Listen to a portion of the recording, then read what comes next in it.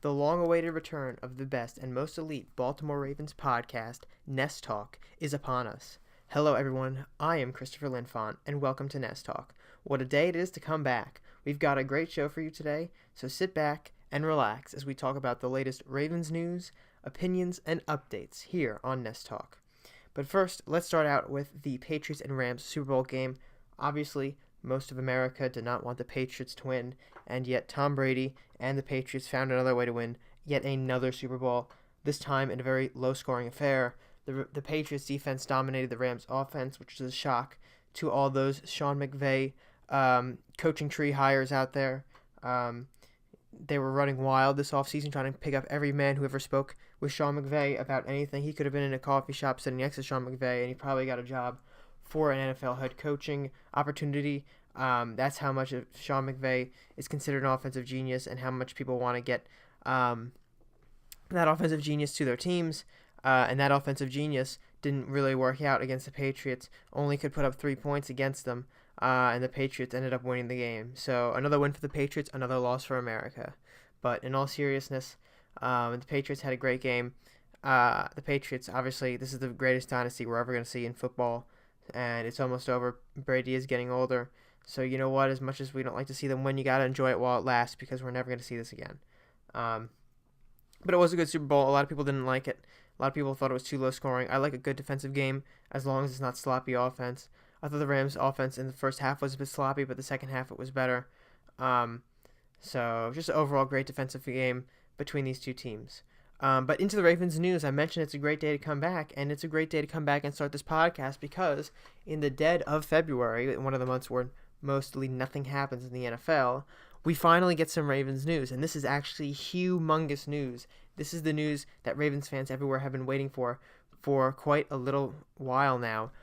Joe Flacco, the franchise quarterback, the 11-year veteran, the elite Joe Flacco, Super Bowl MVP Joe Flacco, is on his way out from Baltimore. We all knew this was coming. The Ravens drafted Lamar Jackson in the first round, the end of the first round. They traded back into it in 2018 to be the quarterback of the future. They gave Joe Flacco the chance to, finish out what he could. But at the end of the day, Flacco got hurt in Week 9, and Lamar Jackson came out in Week 11 as a starter, and he just took over from there, and the offense was his.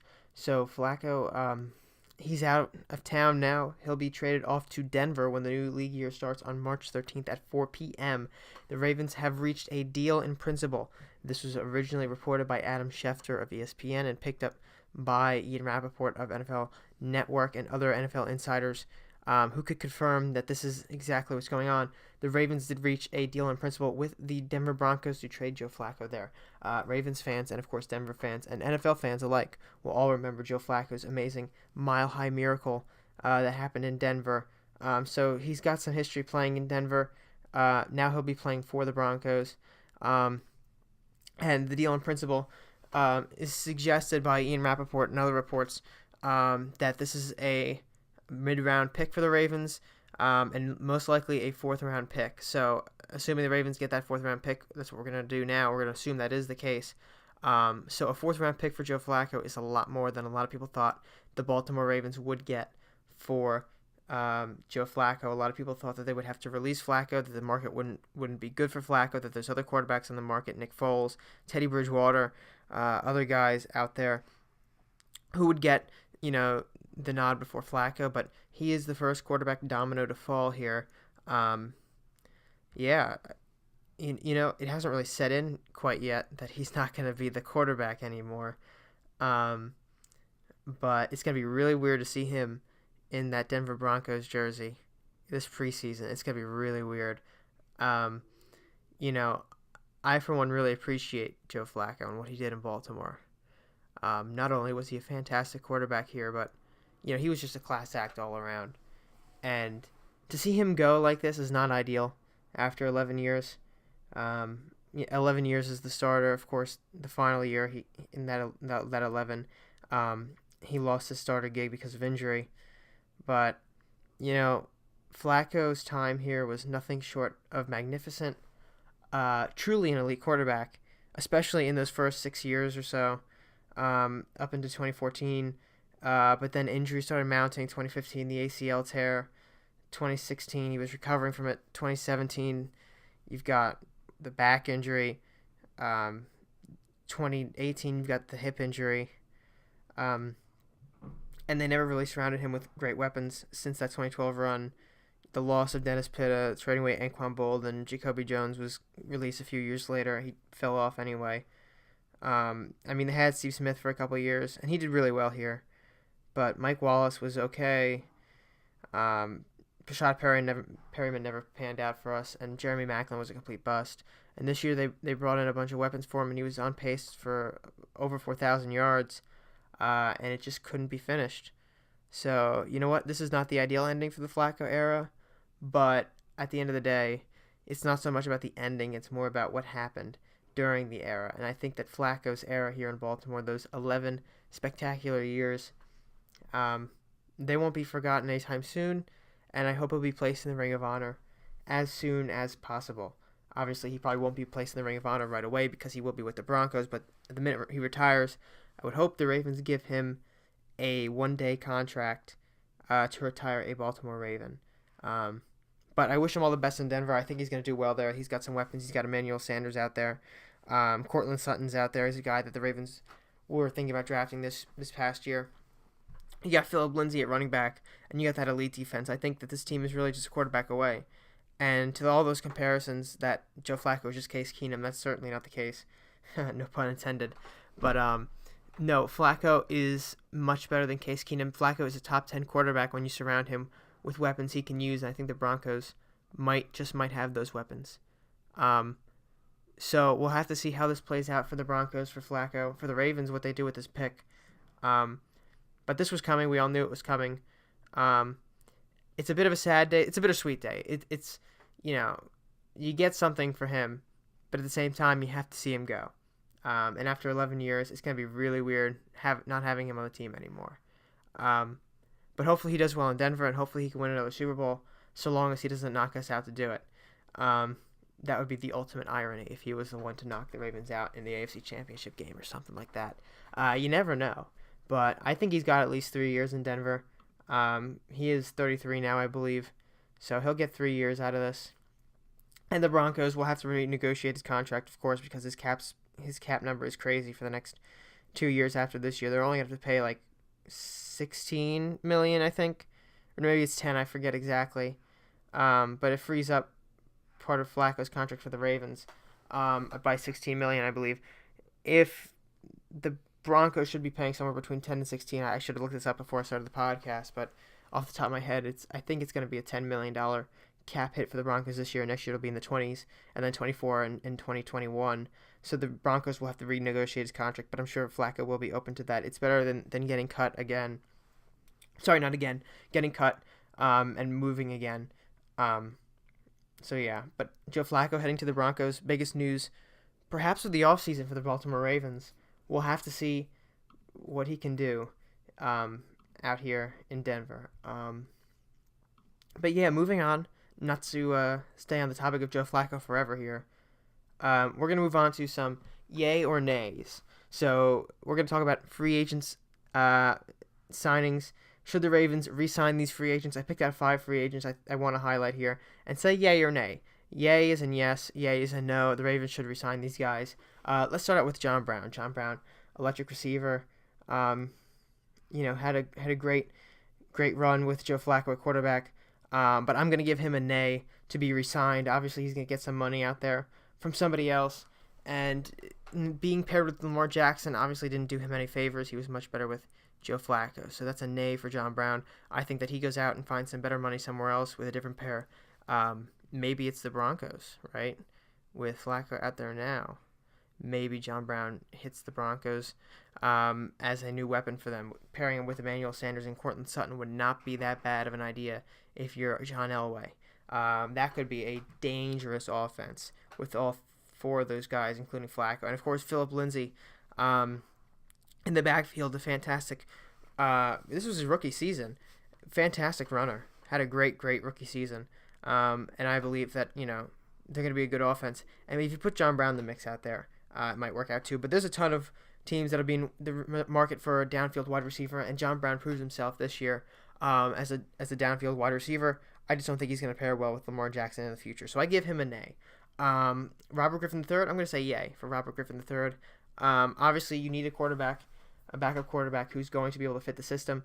Robert Griffin III, the mobile quarterback like Lamar Jackson. He can do the read option stuff. He can basically run any play that Lamar Jackson can run. Not a lot of guys can do that. I think RG3 provides a great option for the Ravens as a backup quarterback. I'm going to say yay for him. I hope they bring him back to a $2 or $3 million annual deal.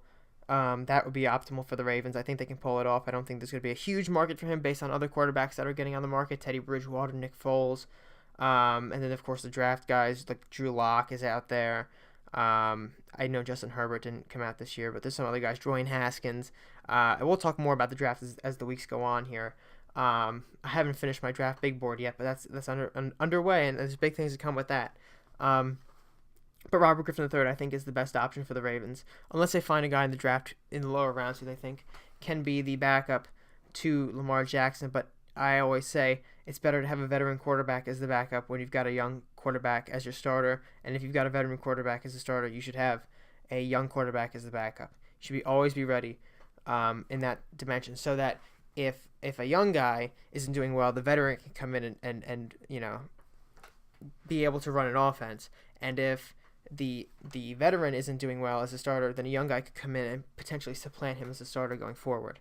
So that's just what I think about the Ravens should do here, and bring back RG3. That would be one of my top priorities, and that should be an easy priority. I don't really think it's going to be that difficult to re-sign RG3 this year. He obviously had a pretty good year as a backup, got involved in some games, and I think he can play as the backup, not taking a whole lot of hits. And he can still sling the ball, I'll tell you that. He can still do that. So RG3, I think, earned his way to another year as the backup. But moving on to Terrell Suggs, the longtime Raven, 17-year vet for the Baltimore Ravens. I'm going to give an A. I love Terrell Suggs. Terrell Suggs is one of my favorite all-time players. He is a beast. But the problem is he's getting up there in age. His snap count is dwindling, and I think the Ravens, if they move on from him, can bring back Zadarius Smith as the guy instead and move on from Terrell Suggs. It's not optimal that Terrell Suggs is going to leave. You never want to see your veteran guy leave like this into free agency, but I think he might end up retiring after this year, after this upcoming year. And I think it's better for the long-term plans of the Baltimore Ravens to go ahead and say, okay, let's re-sign Zadarius Smith now and let Suggs walk on his own terms here and see where he can end up if he decides to go somewhere, or maybe he'll retire this offseason. I don't know. But I would not recommend re-signing Terrell Suggs this offseason, although I do love Terrell Suggs very much and I appreciate what he's done here year after year. But I do not think it is necessary to re-sign Terrell Suggs when you'd probably have to part ways with a much younger talent in Zadarius Smith, who did more this year than Terrell Suggs with more snap counts. So I would be in favor of signing Zadarius Smith in favor of over Terrell Suggs. Michael Pierce is a restricted free agent. This is a no-brainer. Michael Pierce is the best defensive tackle in the AFC North. I saw a Pro Football Focus post. He was the highest graded defensive tackle in the AFC North. He might be one of the best defensive tackles in the entire league at this point. Michael Pierce is a no-brainer pick for the Baltimore Ravens to re-sign. There should absolutely be no reason that he ends up on the open market. They should extend him to a long-term contract now as a restricted free agent. Make sure he doesn't hit the open market. Make sure you get him in on a good deal for both sides. One that's not like Brandon Williams, when you have him hit the open market and he commands $52.5 million and doesn't do exactly what you want. You got to hit Michael Pierce with a lower deal than that, and one he can agree on and one the Ravens can agree on that's going to be beneficial for both sides and keep him here for the next 4 or 5 years. That is an absolute must. The Ravens, of course, this is a yay pick. The Ravens have to pick and get Michael Pierce back as a restricted free agent. This is a no-brainer. And finally, the last yay or nay here, C.J. Mosley. What should the Ravens do with C.J. Mosley? I see a lot of debate online about what the Ravens have to do with Mosley. Inside linebacker, 4-time Pro Bowler, 4-time second-team All-Pro. A lot of guys say he can't cover, and that's too big of a problem for the Ravens. A lot of people say that he's going to command too much and the Ravens should move on. And other people say he's invaluable and the Ravens can't afford to lose him. So where do I stand on this? I would say the Ravens can't afford to lose him. You see what happens when he goes out. You see that in the Bengals game earlier this season, C.J. Mosley goes out on an injury, and they run rampant over the middle. I mean, he does have problems covering one-on-one. I'm not denying it, right? But when he's not there, it's night and day, right? C.J. Mosley's impact on this defense is so great that it can literally make or break the defense. And I don't think that the Ravens are going to find the production that C.J. Mosley has out of Patrick Onwuasor or Kenny Young. Two good players, two developing players, but they're not C.J. Mosley. They are not that talent. They're not C.J. Mosley. They're not the talent C.J. Mosley has. They're not the instinct C.J. Mosley has. They're not the physical ability C.J. Mosley has. C.J. Mosley has all of it. Everything you need in a football player, he's got it. A professional man, too. So I think not re-signing C.J. Mosley would be a huge mistake for the Baltimore Ravens. And they have to re-sign him. And I know the Ravens are floating the franchise tag around. I hope it doesn't come to that because then they're going to have to spend a little too much money. But they have to get him to maybe a $10 million deal. Well, not $10 million deal, but $10 million annual dollar deal for 5 years. So make it a $50 million deal over 5 years. And that is much more worth a deal than I think Brandon Williams is looking back retrospectively. And C.J. Mosley is a fantastic player again. And I cannot see the Ravens letting him walk, especially with this long tradition of inside linebackers. They go 1 year without Ray Lewis, and they reach up in the draft at the 16th pick, I think they were in the 2014 draft, and grab C.J. Mosley right there to be the next guy. And if you can get long-term production out of another inside linebacker, you're going to solidify this team as defensive central in the NFL. So I think it's very important that the Ravens bring him back as soon as possible. Now we want to talk a little bit about the potential of getting Antonio Brown and Le'Veon Bell. Obviously, if you're not paying attention to the Steelers here, Le'Veon Bell declined to sign his franchise tag this year, wanted a long-term deal from the Steelers. The Steelers would not give him a long-term deal. That resulted in problems for both parties. Bell sat out the entire year. The Steelers lost their star running back, and now he's heading for free agency. And Antonio Brown demanding a trade from the Pittsburgh Steelers. Posting a video, hashtag new demands, now I do what I want, leaving the Steelers for another team. There's talk about the Ravens fans, some Ravens players out there trying to get both of these guys to come to the Ravens. And I'm going to tell you why neither of these guys should come to the Ravens. And it's not just an anti-Pittsburgh Steelers fan right here, right? Just because I'm a Baltimore Ravens fan, I'm not going to be blinded by my bias against the Steelers here and say that I don't want them because they're Steelers. I'm going to say that I don't want them because of the money they're both going to command and the way they're going to interact with this team. First of all, both these players are going to command over $10 million per year each. Okay? 31-year-old Antonio Brown and 27-year-old Le'Veon Bell, something like that. Let me check up on that. But when you have these guys commanding huge money, you're going to be stuck on these veteran contracts. Le'Veon Bell's about to be 27. You'll be stuck on these veteran contracts, and you won't be able to maneuver your cap to other spaces, to maybe C.J. Mosley, to maybe Zadarius Smith, to maybe Michael Pierce. These are guys that you can find production in elsewhere. And I know that you can't just plug in another receiver for Antonio Brown or plug in another running back for Le'Veon Bell. But you're going to be able to find guys who can do the job you're asking them for less money. And this is especially a problem with these guys. The Steelers have created a culture in Pittsburgh of now I do what I want, and it's all about me, and never about the team. These are two players, and I don't blame Bell as much because Bell was not given a long-term contract that he deserved as a running back. But I still think some of the actions he did as the running back in Pittsburgh, the way he acted on this deal, I mean, it doesn't really speak of professionalism. It doesn't speak of a guy who's willing to put everything out there for his team. It's more concerned with me. And there's nothing wrong with being concerned about yourself.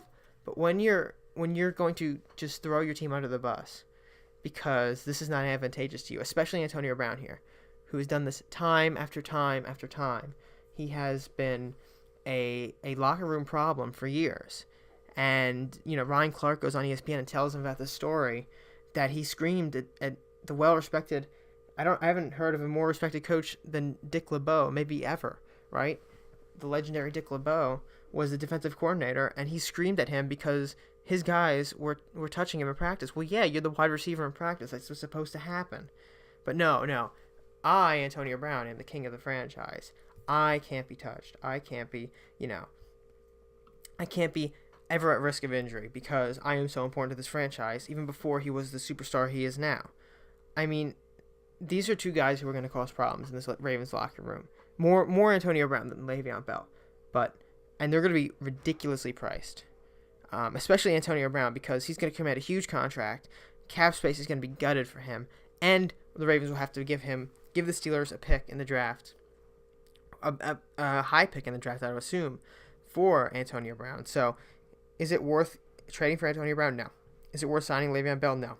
I'd rather go after a guy in the draft, test out what Eric DeCosta can do, evaluating wide receivers and running backs, and see what the Ravens can come up with. There are plenty of guys out there. There are even free agents out there that we'll be talking about in the coming weeks that the Ravens could go after.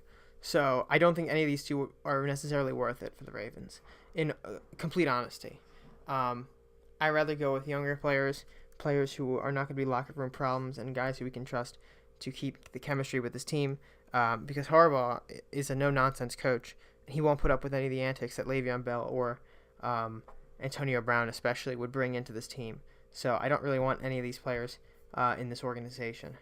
But speaking of the draft, the Ravens, of course, have the upcoming draft to worry about, that and free agency, and we'll talk about these as the weeks go by. It's only February 13th, so not a whole lot of news happening. The Combine is at the end of this month. It's going to start and then really heat up in the beginning of March. But the Ravens have a few picks this year in the draft. So obviously they don't have their second-round pick because they traded it to Philadelphia last year in order to climb into the first round and grab Lamar Jackson. So the Ravens instead have a first-round pick, a third-round pick. They might get another third-round pick if the Ravens are compensated for Jensen. As a compensatory pick. That's what the general consensus is, that Jensen is a third-round compensatory pick. So the Ravens should have two third-rounders. The Ravens will likely have two fourth-rounders. They already have their fourth-rounder from themselves, and they will likely have Denver's fourth-rounder, as that's what's reported to be the pick that they got for Flacco. They also have a fifth-round pick, a sixth-round pick, and Tennessee's sixth-round pick for trading Kamale Correa to the Titans last year. No seventh-round pick. So in total, that's 1, 2, 3, 4, 5, 6, 7, 8 with that compensatory pick. That's 8 picks. Not bad. They were sitting at just 6 picks a few days ago. Now with the compensatory pick probably coming in and the Denver Broncos giving them that fourth-round pick, the Ravens pick up some huge draft capital, and they can trade back into the second round if they so choose to. With 2 fourth-rounders and 2 third-rounders, I'm sure they could get themselves back into, and 2 sixth-rounders too. They can get themselves back into the second round if they so choose to do that. So this week, we're instituting a draft prospect of the week and free agent of the week, guys who I think are worth noting that the Ravens might go after. So let's talk about the draft prospect of the week first. I've got DK Metcalf here, making a huge firestorm on social media. You probably saw, if you're on Twitter at all, that picture of him going around, of him in the gym next to some other of, I think they're Ole Miss players, if I'm correct. Don't really hold me to that, but showing off how big he really is as a wide receiver. I mean, he's ginormous, right? He's a guy who obviously is going to be able to be very physical in the NFL as a wide receiver. Push guys around, go up, get balls, fight guys. I mean, this is a good specimen for a wide receiver pick. But do his numbers, that's the question now, do his numbers really match up with what we're seeing out on the field, out in the gym? So obviously he could be the best specimen to be a prospect of all time, right? But is he a guy that we can rely on? And here's some questions that I have about him. He has played in his 3 years with the Ole Miss, what are they, the Rebels? I don't know. with Ole Miss, Eli Manning's team, he has played 21 games in 3 years. There are 12 games per year in college. That he missed 15 games and played 21. He only played 2 games as a freshman, and that might just be because he was a freshman. I don't actually know. I don't have the statistics on that. He played 12 games in 2017, full 12 games. I don't know if they went to a bowl or not. And sophomore year, only 7. So he obviously missed time in his sophomore year. But he does have an average of 18.3 yards per catch on 67 attempts for 28 yards in total, 14 touchdowns. He is a downfield threat. He's a guy who I'm going to be scouting a little bit more in the coming weeks. I haven't really gotten to that point yet. But I think he could be a big addition for the Ravens. I don't know a whole lot about him yet, but I do want to really touch on the fact that he's a big downfield threat, and he's obviously built like you would want a wide receiver to be built like. He's a strong guy, and certainly could be an option for the Ravens in the first round. But I'm not really sure if these statistics line up for him to be a first-round draft prospect when I get to his film review, as I will definitely do him as a film review. We'll talk a little bit more about what I think DK Metcalf, or is it Metcalf? I can't speak today. Metcalf. DJ Metcalf. DK Metcalf. What I think DK Metcalf is capable of in the NFL. We'll talk a little bit about that as we get closer to the NFL draft this April. And of course, our free agent of the week, our inaugural one, is actually a big name target, Jadeveon Clowney. Obviously, Jadeveon Clowney, a freakish athlete coming out of South Carolina, was drafted number 1 overall in 2014, if my memory serves me correctly. Yes, 2014. Had injury concerns in college, but it didn't really pan out to be that bad in the NFL. He has missed a few games. I think 1 game per year. He's missed 1 game per year at least. But he's been relatively healthy over the past 2 years. 2018 played 15 out of 17 games. And 2016 he played 16 out of 17 games. Oh, no. He didn't go to the playoffs in 2017. So he played the full 16 games in 2017.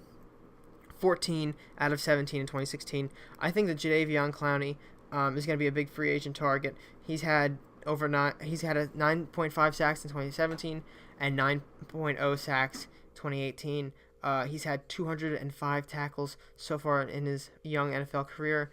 If the Texans cannot re-sign him, I think he could be a big name target. And if the Ravens can't re-sign Zadarius Smith, or don't want to re-sign Zadarius Smith, they could book some cap space for Jadeveon Clowney, as they are dumping Flacco's contract, and he can easily get more cap space by dumping Jimmy Smith's contract or Eric Weddle's contract. So I think that he could be an option for the Ravens. If you may not believe it now, but come time for free agency, I think he'll be on the market. Unless he gets franchise tagged by the Texans.